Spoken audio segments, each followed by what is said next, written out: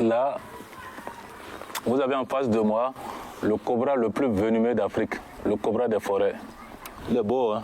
Quand d'autres pensent à son venin, moi, ils pensent à sa beauté. Regardez comme il est beau.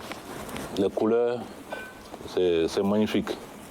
Pour ceux qui n'ont jamais vu un serpent chier, vous pouvez voir ça. Ah, c'est pas là ici. Oui. Salut Brut.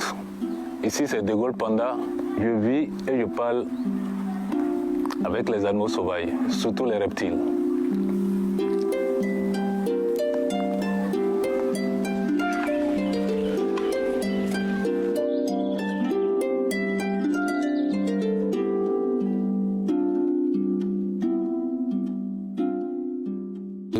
Princesse, allez. Là, c'est un nouveau cobra. Donc voilà pourquoi elle essaie de prendre connaissance avec lui, mais en gardant quand même sa position.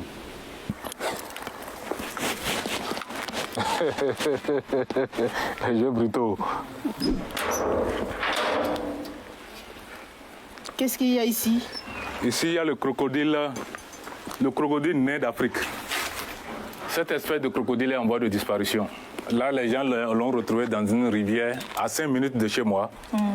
Et ils ont voulu le tuer. Quelqu'un m'a averti et je suis allé l'attraper. Là, c'est la tortue, c'est une tortue terrestre qui vit très longtemps.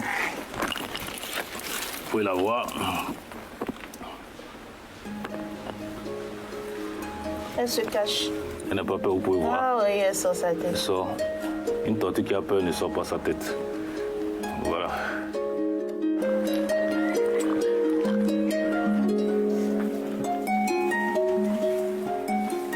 Et le son pour les chevaux, s'il te plaît.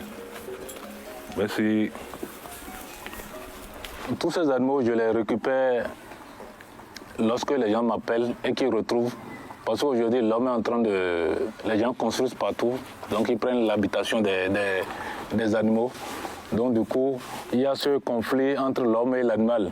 Donc dès que les gens voient ces animaux, ils m'appellent. Avant, les gens les tuaient, mais maintenant ils ont compris. Ils ont compris mon message et dès qu'ils voient, ils m'appellent et moi je les récupère. Dès que je les récupère, je les garde pour un temps pour sensibiliser. Après je les relâche dans la nature, très loin des habitations. Ce singe, comme vous pouvez le voir, ce bébé singe, et ça m'a été tué dans un piège qu'un chasseur a posé pour pouvoir protéger son champ. Mais malheureusement, ça a pris la maman qui avait le bébé au dos et le cultivateur me l'a amené. Là, c'est une chouette qu'on m'a amené ce matin. C'est tombé dans une école et ça ne pouvait pas s'envoler. Et un élève a ramassé, a remis à son papa. Le papa, lui, à son tour, me l'a amené. Donc on va essayer de le nourrir pour qu'il retrouve ses forces et après on le relâche. Là, c'est une souris blanche. Et les serpents chez moi ne se nourrissent pas des rats que j'élève. Je suis en contact avec des éleveurs de poulets. Et quand des poussins meurent durant l'élevage, moi on m'appelle, je viens récupérer. C'est de ça se nourrit mes serpents. Sinon lui-même, quand je vais lui présenter ça, il ne va pas prendre. Il ne va pas prendre. Il va juste... Oui, il ne va pas prendre. Et tous les animaux vivent en symbiose. Aucun animal n'attaque l'autre. Et aucun animal n'attaque un être humain non plus. Et cela n'est jamais arrivé. La preuve, mes voisins, ils donnent à manger aux animaux par la clôture. Là, c'est la plus petite antilope d'Afrique, le céphalope de grue. Et je l'ai eu tout bébé, je l'ai nourri au biberon. Aujourd'hui, elle a 2 ans. Je mène cette activité depuis que je faisais le cours primaire.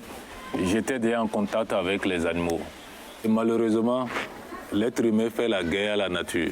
Alors que la nature nous a tout donné. La nature, c'est comme notre maman. Elle est même notre mère. C'est comme un enfant qui s'élève, qui fait la guerre contre sa mère.